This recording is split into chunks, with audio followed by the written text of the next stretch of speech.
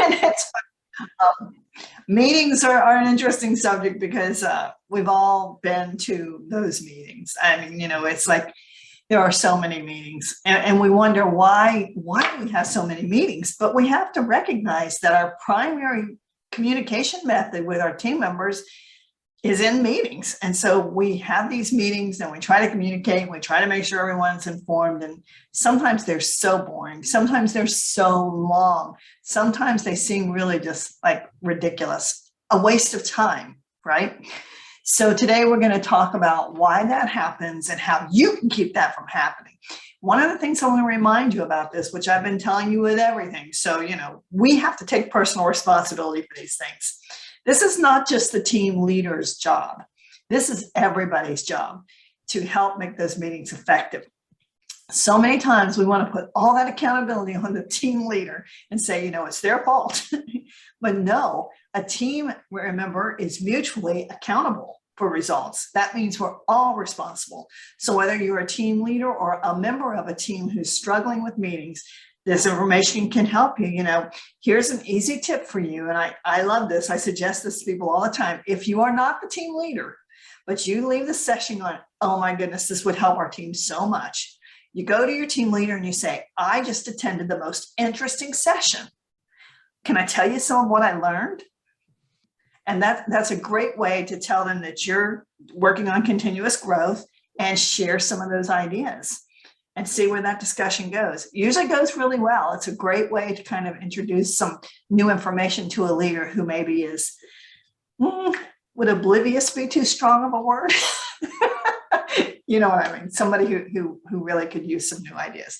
So I always like to start with definitions. You know that for those of you that have been here. And by the way, you're welcome to come on camera anytime. You're welcome to put questions in chat or comments in chat. You're welcome to participate. We just love for you to be engaged, because my greatest wish is that I'm giving you information that you're going to take back and be able to use. And so whatever I can do to help you with that is fantastic. And there's Sarah. Hello, Sarah. Good to see you. All right, meeting. What is a meeting? An assembly of people, especially the members of a society or committee, for discussion or entertainment. A coming together of two or more people by chance or arrangement. I find that a little bit interesting because you remember every time we've talked about defining a team, we talk about a team being, two or more people who come together with a common goal, who are mutually accountable for results. And so basically, anytime two people are together, you are in essence having a meeting. Interesting. Meetings are important though, like I said, because that for a lot of teams is our primary way of communicating. Having two people that communicate, that's great. But if you have a team of 8, just having 2 people that are communicating is not going to work to get great results with a team, to get everybody in the same room.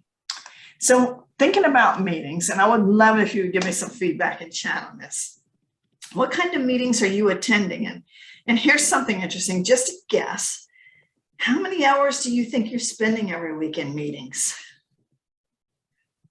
Love to see some chat. Let me see if anything's going on here. See if you can answer those questions. 1 hour? Okay. 1 hour a week in meetings. Someone else commented that I would say in an organized team meeting, one of our other participants commented that she has about 20 meetings a week. And I think, oh my gosh, that would be a tough schedule. Sounds like a lot, but when you look at that definition of two or more people meeting, even casual conversations could be classified as a meeting, right? So it might be a lot more than we're thinking. Hospital quality meetings, team meetings, work sessions, all kinds. Oh my, 25 to 30 hours. Whoa, that's a lot, Sarah. Gosh. Let's see, somebody up here said, probably 5 to 10 hours a week in meetings. Usually my meetings are an hour long. Hey, that's good, Sarah, because I'm going to talk about the length of meetings. A lot of times people don't get off that easily. Let's see, 5 to 10 hours a week. Okay, I got that one. Okay. All right, this is useful. 5 to 10 for Elizabeth. So what we're seeing is that we do spend a lot of time in meetings, and maybe some of us are spending more time than we've ever really thought about. and that there are different types of meetings. Like, Sarah did a good job of breaking that out for us. No matter what the type of meeting you're having, this information is going to apply. My team hates meetings. So we do necessary info only, and the rest is texts or emails. Oh boy, Shannon, I'm going to appreciate talking about that one. So thanks for that information. Because one of the things I'm going to tell you is that what you should be doing with your team meetings is flip of what you're doing. It should be necessary info should be text and emails. And the meeting should have a well-defined purpose. You shouldn't be meeting just to, you agree, shouldn't be meeting just to share information. We can do that with email. We can do that with text. We can do that in many ways. So meetings that just sit there and repeat what you can get in other methods don't go well, because people don't always listen in those meetings because they already know everything. They already know it. Why am I wasting my time here? So we're going to talk more about that, Shannon. So thank you for bringing that up. All right. So why are meetings important? Meetings are important, and I think you get it right by now. Meetings are important because it's our primary way of communicating with a team, with everybody, to get results. And when we're working with a team who has a common purpose and are mutually accountable for results, then we need to be meeting regularly to be mutually accountable, so that not one person is the one who's taking the load of everything. As we've talked about the model of 5 behaviors that we've been kind of using as our base for all of this, it starts with trust on a team. How can you have trust if you don't meet, if you don't talk to the people, if you don't communicate with them? And you need trust so that you can do productive conflict. And how can you have productive conflict, productive debate, if you're not meeting? If you're not meeting as a team and hitting those issues head on, that's called gossip. And 2 people can gossip, but that doesn't necessarily mean that that's going to help the team to achieve those results that we're looking for. We've talked about commitment, getting people to commit. How can we get people to commit? How do we know that everybody's going the same direction and everybody's in agreement, that we're all on the same page, if we're not meeting and having those specific discussions? And we've talked about peer accountability, peers being accountable to each other. How in the world can we be accountable for one another if we don't know what each other is doing, right? So these meetings are extremely important, and we spend a lot of time in them. So it's important that we do it right. So here's something I wanted you to consider as I give you some tips for meetings, because I'm going to break it down into 3 sections for you. But first, some basics, things to consider. And it's funny because a couple of these have already come up, so that's cool. So the first question is, how often does your team need to meet? Now, Jennifer offered that her team's meeting once a week. And others, you're having all kinds of meeting all the time. One-on-one appointments. Oh, yeah. Sorry, taking a quick look at that chat. But this is an important consideration. How often does your team need to meet? Personally, Jennifer, I like the once a week thing. I would rather meet once a week for 1 hour a meet than once a month for 4 hours. Some teams, they have a monthly meeting and they're in there forever. It's extremely challenging when you have just a monthly meeting or a quarterly meeting, because you don't even know what to put on the agenda. A team who's really paying attention to purpose and understanding the direction they're going, where everybody's committed and trying to do the same thing, needs to talk about that regularly as a team. So I'm all in on the weekly meetings. I would rather have a weekly meeting that's shorter than a bi-weekly meeting or a monthly meeting that's longer. So, but that's something you need to consider as a team. It's not easy for every team to do that, to have a weekly meeting. Then again, with the virtual world that we now have, we have some possibilities that we didn't have just 2 years ago, right? And we'll talk a little bit about virtual meetings as well. So really think about how often you're meeting. What I have managers tell me regularly when I talk about how often you meet is that they don't have the time for their team to meet every week. They don't have the time. As a matter of fact, they don't even have time for a monthly meeting. They do it every couple of months or when the need arises. I'm here to tell you, you don't have the time not to meet. If you're not meeting, you're not fulfilling the definition of a team, which is to work together on a common purpose and be mutually accountable for results. And what happens is you have people who are working really, really hard all the time, and they're really, really busy. But the truth of it is that those people may not be working on the same thing. They may not be going in the same direction because we haven't had meetings to make sure that everyone is on the same page, that we all know exactly what we're working on. How long should the meeting be? The shorter, the better. We know that. And that's why we're going to give you some tips today for specifically making an agenda that directs the purpose of the meeting so that you know exactly how long you need. But long meetings can happen, but they should be planned in advance. Here's the key, and I'll be talking about this again too, is like you set a time for the meeting and you stick with it. If you set a 2-hour meeting, have a 2-hour meeting. If you set a 1-hour meeting, stop after 1 hour. Or at least maybe have some discussion about, okay, the hour's up, but we're really hot into the middle of this. Can everybody take this another 30 minutes? But set a time and stick with that. Who needs to be there?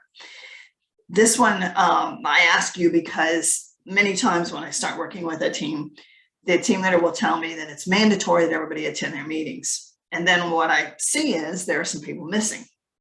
And I ask, I thought the meeting was mandatory. It is. So where are these people? Well, this happened and that happened and, they couldn't be here. But you said it was mandatory. It is. So where are these people? Well, this happened. Okay, so what's going to happen because they weren't at the meeting? And there's no plan. There's no plan. There's no plan about how we're going to bring them in, catch them up on this information, and make sure that they're a part of the discussion that we're having. And here's the bigger question I ask you about who needs to be there. Who needs to be there? That's a real question. Sometimes we bring people in just because they're a team member when the purpose of the meeting, the topic that we need to discuss, really has no bearing on them at all. There are times when we have to make decisions, we have to do work where they're really not impacted by it. And the question is, are you requiring them to come just because it's mandatory, or is it really going to contribute to the team? So think about who needs to be there. And if you think everybody needs to be there and you make it mandatory, then you got to put some teeth behind that. You got to mean it. You got to mean it. And require a plan for what happens if they do miss.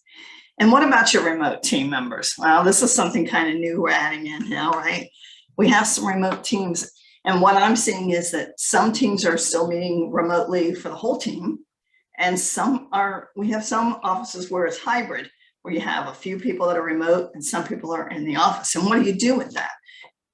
You have to think through how that's going to best work for you.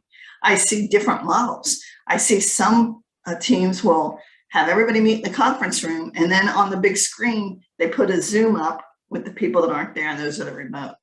How's that going to work for you? And you're going to need to talk about this with your team. Like, what if that's your setting? How is that going to go down? How do those people that are on Zoom participate in the meeting? What are you going to do to make sure they get included? So you just need to think about this. If you are going to have remote team members, you got to find a way to include them. The danger is, and what I see sometimes is when there's only 1 or 2 remote members, it's like they're not even there.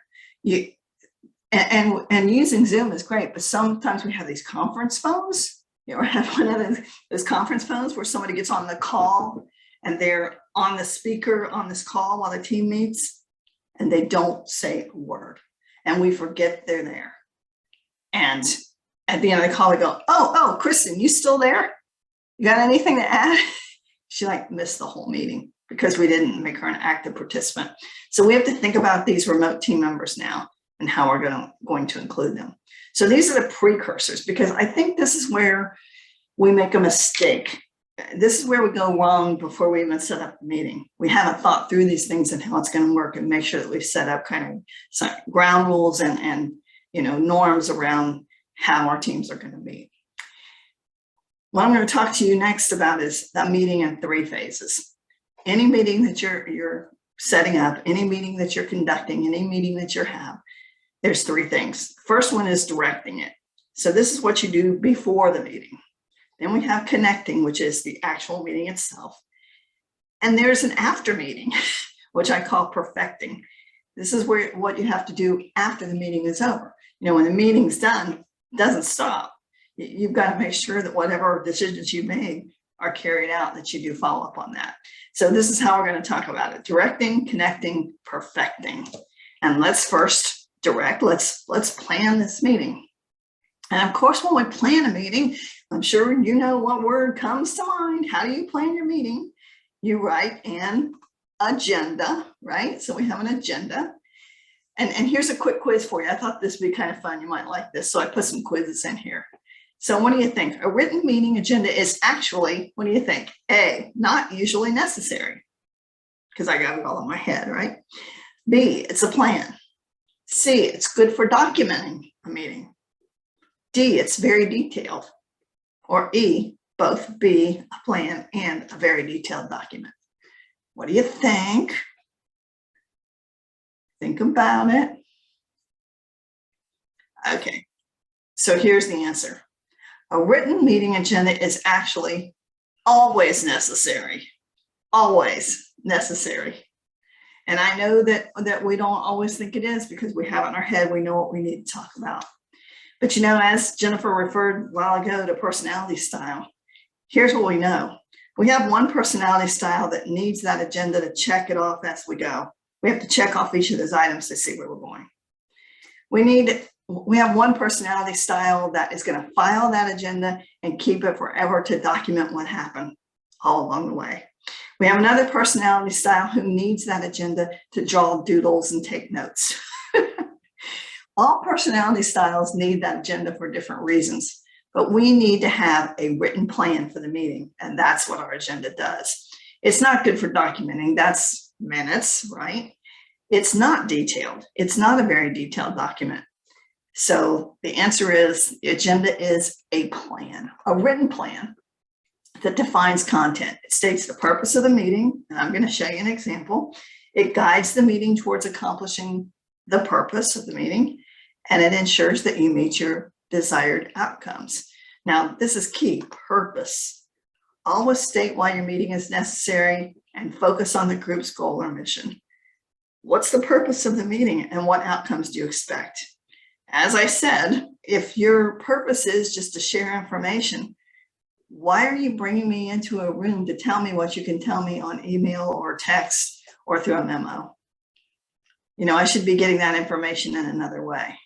You're bringing me in for something specific. We're trying to achieve great results here. So tell me what the point of this meeting is. And it's usually not just to share information. It might be to clarify information. It might be to figure out how to implement a new policy or a new project, but it's not going to be just to tell you that, oh, by the way, the lunchroom is going to be closed on Thursday and Friday because of the health inspection or whatever, right? So let me talk to you about building the agenda. It's really pretty easy. This is kind of an outline of what it would look like. First thing is, always do welcome and introductions. Okay, welcome and introductions. Like, we know everybody here. Do we really need to say welcome and hi, I'm Lorna? Well, here's the thing. You have to do something at the beginning of the meeting to get everybody's mind off of what they were doing and into the meeting. Okay, so some kind of a little icebreaker. You know, today we're going to be talking about how to improve customer service. Can somebody tell me about a customer service experience they had that was great lately? You know, or something to get everybody's mind off of what they just left at their desk or wherever they were, and get them focused on what our purpose is. That's really what welcome and introductions are about, helping everybody to get out of that space and come into the meeting and be engaged and focus on it. So you do need to do a welcome. If there are new people in the room, introductions, you know, whatever you need to do. But some kind of activity just to get people here with you, present in this moment. Then you explain the purpose of the meeting. Item 1, item 2, I'm going to show you an example. Then you're going to summarize what you talked about and figure out what you're going to do for a follow-up. Okay, so here's an example. So in this meeting, you can see the purpose is to find ways to improve customer service and the effectiveness of our current meetings. We're going to meet for these 2 reasons. We need to find ways to improve customer service because we've had a little dip lately. And I know that I'm getting complaints that our meetings are boring, that they're not effective, that they're a waste of time. So I want to talk about that as well. So item 1, customer service improvement. Here's what we're going to do. First, we're going to, as a team, brainstorm solutions through a group discussion. And then the group's going to discuss all the possible solutions, and we're going to evaluate those ideas. And then we're going to agree on the top 3, and we're going to use consensus method to do that. Now, I've talked about consensus methods in other workshops, so hopefully that's familiar to you. Okay, once we've done that, we have our top 3 ideas. I'm not even asking here that we make a decision on one. I'm just saying, let's get our top 3 ideas on the table. Let's just talk about it and see where we go from here.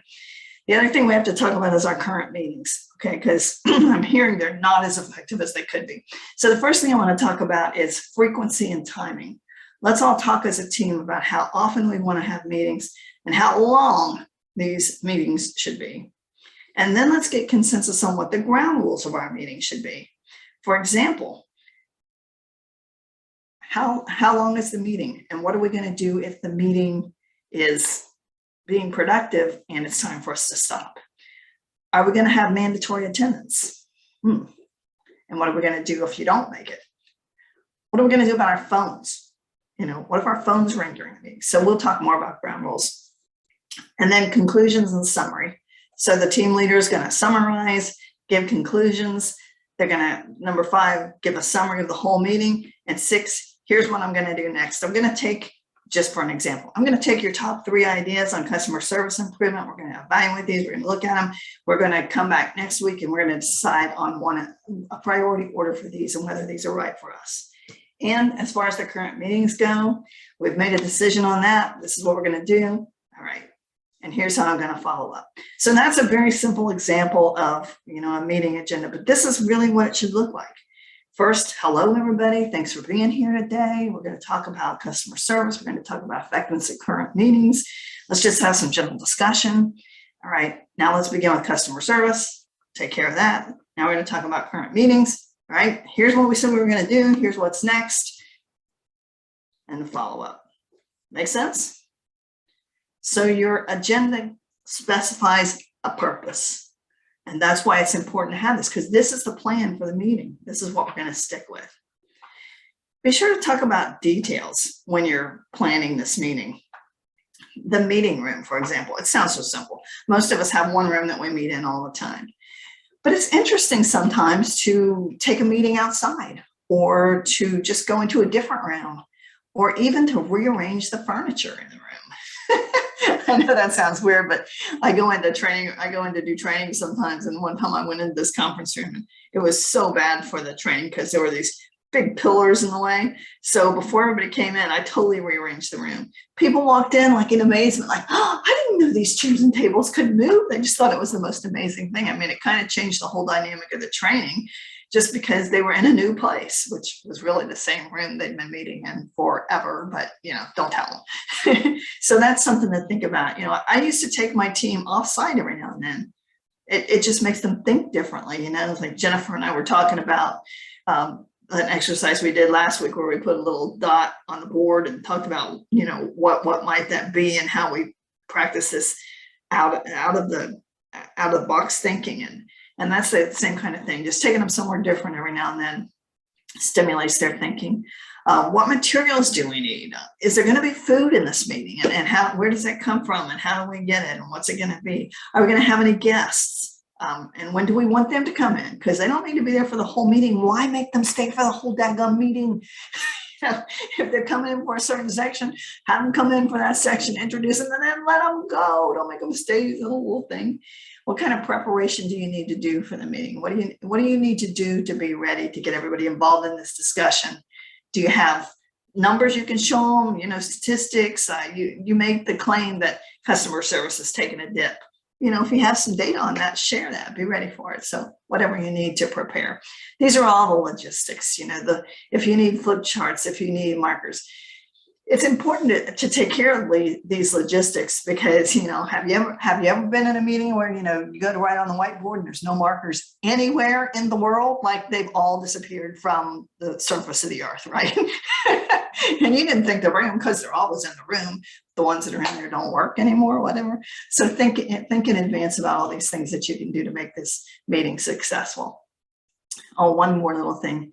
How in the world are you going to keep this meeting from being boring? Because boy, it is not fun to have a boring meeting. Well, using the agenda as a plan is one of the major things, because you can see the way the agenda was set up. It was very specific as to what we were going to be working on. It was clear about how we were going to make these decisions, what we were going to do. And the key to it is that everybody is engaged in the discussion. The people that need to be in the room are in the room. If they don't need to be in the room, they're not. Right? So make sure that everybody's involved and everybody's engaged, using some of the techniques we've talked about for consensus, and making sure that we call people who are not participating and have everybody be a part of the discussion. Nobody gets off the hook, which we've talked about before. You know, when a great team is not going to allow, you know, Elizabeth to just sit through the meeting without giving her opinion and giving her thoughts and encouraging her to share. We want everybody to be engaged. So that's up to us to do. Many times when I'm doing a meeting with a group, I'll tell them up front, if at any point you get bored, I need you to raise your hand because I'm not doing something right. We've got to talk. We got to make sure everybody's involved and interested in this. And if it's getting boring, I'm probably off topic. So let's fix it. So, you know, encourage everybody to participate in helping you to make sure no more boring meetings. That's just the worst. Okay, so here's our meeting agenda. We're going to identify creative ideas that can be implemented right away to keep meetings from being boring. That's going to be the purpose of our meeting this week. Some of you are saying our meetings are boring, so we're going to talk about it. So welcome and introductions. Hey, everybody. You know, glad you're here. We're going to talk about boring meetings because we don't want them to be boring. Our purpose is to identify some ways to make sure that our meetings are never boring. We're going to have a brainstorm session, creative ideas to keep them fresh. We're going to list those that we think we can do right away. And we're going to summarize, we'll follow up and present the conclusions. So you can see I use that same agenda format for any problem that you have, for anything that you want to talk about with a team. That's the outline for your agenda. Make sense? Right? All right. So this is getting ready for the meeting. This is everything that we have to do to get ready and to plan. Now let's talk about actually having a meeting, connecting. Let's conduct this meeting. Okay, the first thing I'll talk about that I talked about just last week, I believe, was ground rules.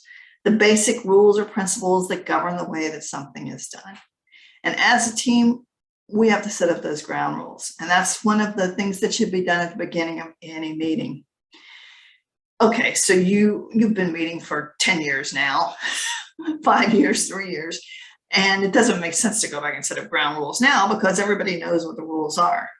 Well, what you have in that situation is not ground rules. You have norms, standards of behavior that have evolved from years of meeting. Maybe those are your ground rules, but you need to have that discussion, even if you've been meeting for a long time. Because what you might find out is that those norms are not necessarily what everybody agrees is best for the meeting. You know, it's normal for me to be late. Nobody says a word. Really? We should talk about those kind of things in ground rules. So it's important for you to set ground rules. It should be done anytime a meeting is held. Now, if you go ahead and have those ground rules and you're recording them on a flip chart or whatever, you can just remind everybody of them at the beginning of the next meeting. I mean, once you've been doing it for a meeting, your ground rules do become norms, but just make sure these are the norms that you actually want to practice under.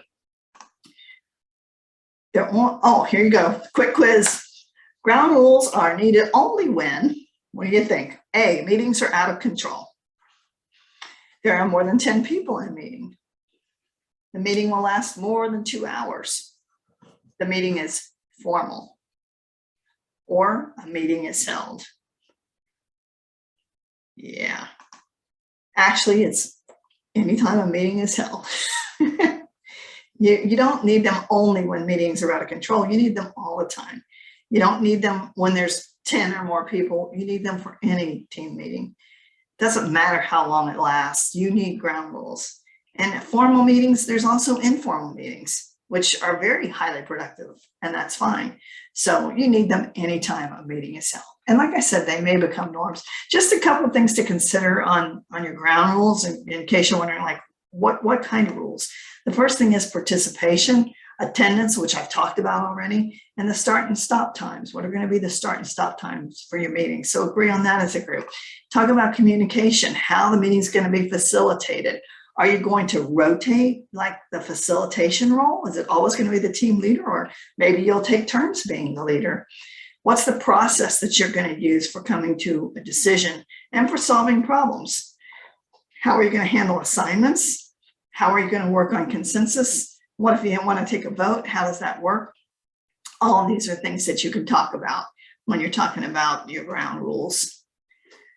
Quick quiz. When someone arrives to the meeting late, A, the leader should quickly bring the newcomer up to date on the current discussion.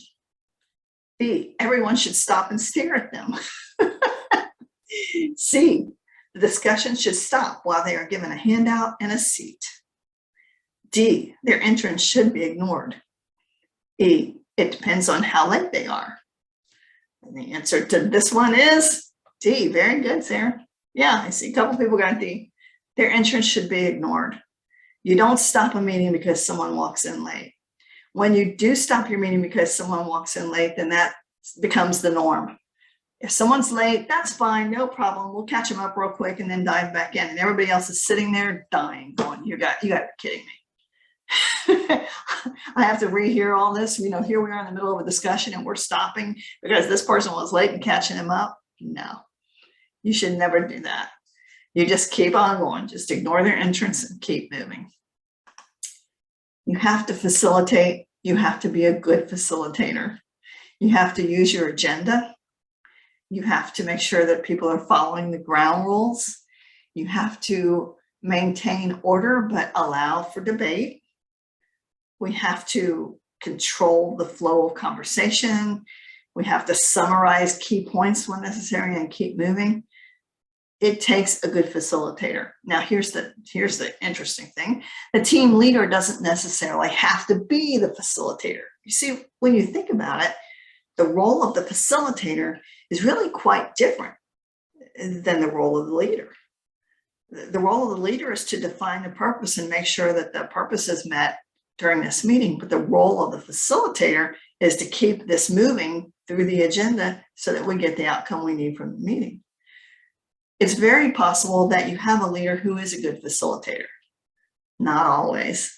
Sometimes it's a good idea to share that role and to appoint someone on your team to be the facilitator for this meeting. Maybe even rotate it, right? But facilitating a meeting, it's important to keep everyone focused on the current topic. You should encourage everyone to participate.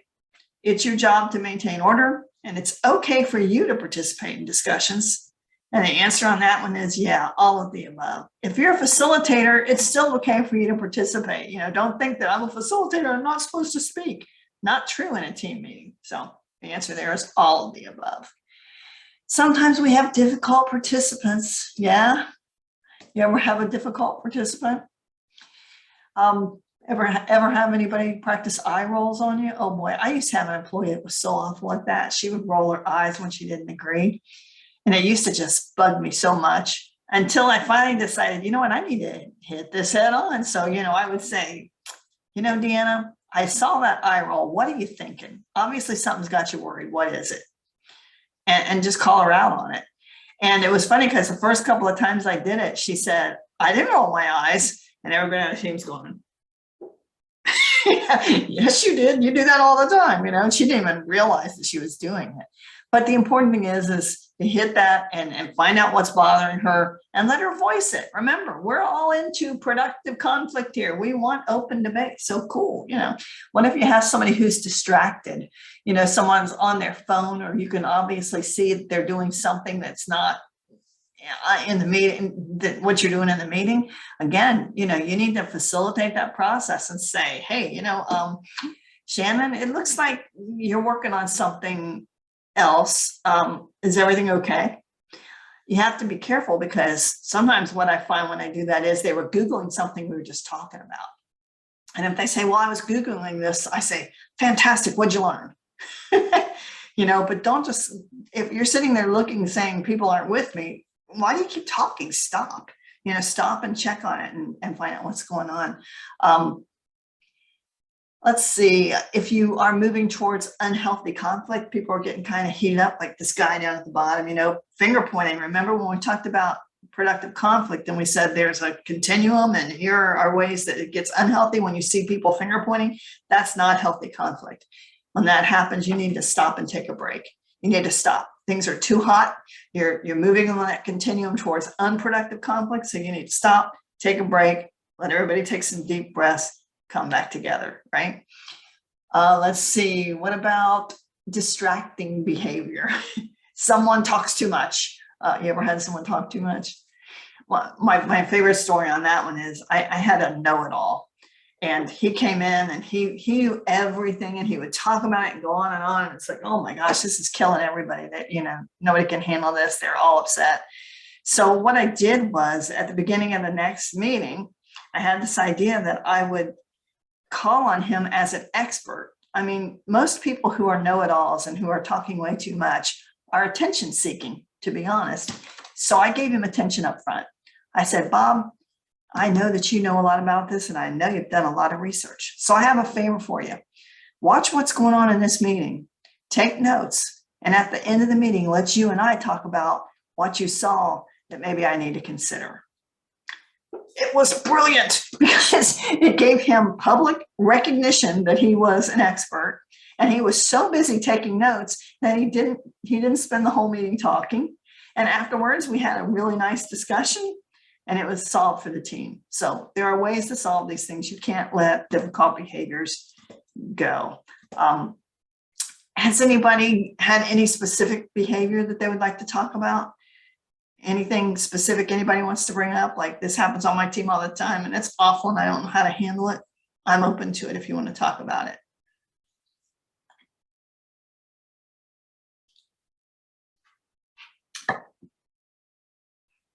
Okay.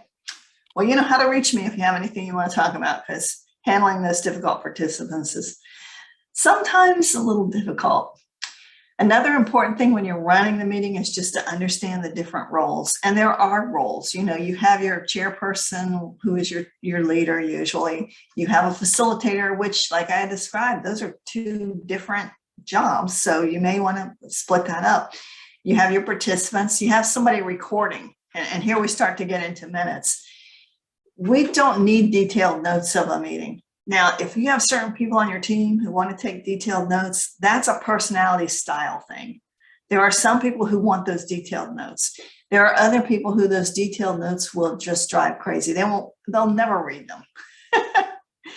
So we're not looking for a recorder who writes down the notes of everything. We don't need to see notes that say, Elizabeth said we should do this, and Kristen disagreed, and Shannon jumped in and said that she thought we should do this. No, we had this issue, there was a hearty discussion, and these are the results. That's what we need. And that's what we need for our minutes if we're required to do minutes. We don't need detailed notes, but you do need somebody to be the recorder, somebody to, especially if you're going to do some kind of minutes, you're going to have to follow up on things. The thing I don't like to see is when we have the same person being in that role every time. I mean, what a drag. You're trying to keep notes and be a part of the team. And every time you have to do these notes, so you can't necessarily multitask real well, and you don't even get to say what you're thinking. You're not a part of the team, you're a secretary. So let's split that up. Let's rotate that. And we need for different people to learn how to do these roles as well. There's nothing wrong with the team leader saying, you know what? This is the discussion today, and Jennifer, I'm going to turn this over to you to lead this today, and sit back and be a participant. I'm teaching Jennifer how to lead a meeting. Fantastic, in a safe environment. And then next week I say, hey, Elizabeth, it's your turn to lead. I'm going to take the facilitator role today. You take the leader role, and split it up. So consider rotating those roles. It's really a good idea because it's very good in teaching employees how to do different roles. Yeah, should roles be rotated? Yeah, I absolutely think so. Okay, here you go. When making decisions in meetings, the best way is, and we've talked about this for those of you that have been on other calls, so we'll see. Take a vote, majority rules. Okay, it's just what is majority? Have we defined that? Like how many people have to be present for majority? Okay, it depends on the decision. Okay, have the leader make the call. Okay, but what was the point of us all discussing it? Get everyone to agree, even if it takes all day. That's not likely, is it? Multi-vote. Ooh, we talked about multi-vote last week, and that's a really, really good option. Well, let's see what the answer is here. What do you think? I hope you think it depends on the decision. Because honestly, here's the thing. There are times when all of these methods are right. You know, there are different situations. You know how it goes. I mean, there are times when you just need to take a vote. You're kind of deadlocked. You need to take the vote and majority will rule. But the question is, who is majority? You know, I've only got 2 people here and the other 6 had something come up. So we voted and that's what we're doing. And 6 other people on your team didn't even talk about it at all. Not necessarily a good idea because you're not going to get that buy-in. And if you don't get that buy-in, they're not going to be committed. So I have the leader make the call. Sometimes the leader has to make the call. Sometimes that's just what it is. You know, the leader takes everything into consideration and says, thank you all for your input, your discussion. I appreciate it. And after hearing all of this, this is what we're going to do. Sometimes the leader has to make the call. Getting everyone to agree is just not likely, but we've talked about the consensus process and how to handle that. So you know how to handle that. And multi-voting is a great, great technique, and it can help you really to narrow down your choices. So it all depends on the decision. When it's time to make a decision, you know, consider consensus voting, other methods. But the important thing is to make a decision in the meeting, to make a decision and then move forward. Have you been in those meetings where you talk and you talk and you talk and you get up and go, we didn't agree to anything. We didn't make a decision. We didn't get anywhere with this. What was the point of all of that? That's so frustrating. The point is to make a decision. And I will say that one thing that I'll give you as a tip that I've learned is when I shorten my meetings, when I go, okay, we're going to have a 1-hour meeting, what usually happens is all that extra talk and all those topics that don't relate fall away because people know we only have 1 hour to do this and we're going to stop. It's amazing. So try to stick with that, whatever length of time that you have for your meeting. My best example of this was I was president of a band association for parents, band parents, right? And when I took over the meetings, they would go from 7 p.m. to 10:30. And they had very poor attendance because nobody wanted to come and hang out for 3.5 hours on a school night and talk about band issues. First thing I did was shorten the meetings to an hour. They told me I was crazy. There's no way we could address all the issues. The opposite was true. Attendance picked up. People quit having all these side conversations and things that didn't matter. And we had highly productive meetings. Attendance went up, which means support for the kids went up, which means the whole organization began to turn around. So be brave, you know, set that time limit and stick with it. Meetings should end when? Quick quiz. Scheduled to end. All business has been completed. The food is gone. You make it through the agenda. Everyone's off subject. And the answer here, of course, is when it's scheduled to end. So if they know that we're going to stop at 10 o'clock, and I tell people this, you know, we're stopping at 10 o'clock, even if we're mid-sentence, we're stopping at 10 o'clock. And you stop. And people will learn that, oh boy, I better pay attention because I only have till 10 o'clock and then that's it. We're done, you know, whatever happens. And if we didn't get done, we're going to have to meet again. So let's get it done in that 1 hour. Now, of course, in your ground rules, you can have a discussion about when would it be necessary to extend that time, if ever, you know, how do we want to go about that? Okay. So next, finally, with 4 minutes to go in the hour is perfecting. And this is after the meeting. What do we have to do after the meeting? Well, we have an action list and we need to check up on this action list to make sure that we're doing what we have on our action list. And I'm going to show you an example of an action list. Communication follow-up. What about people who didn't make it to the meeting? How do we follow up with them? Or people that should be informed about the decision we made? Who do you need to talk to after the meeting to make sure that you're able to enact whatever decisions you've made? I recommend right after the meeting writing the next agenda, because usually whatever you just did will be what you need to do next.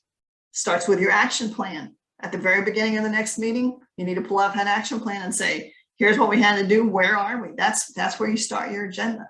So I recommend just taking that and turning it around right away into your next agenda. And minutes.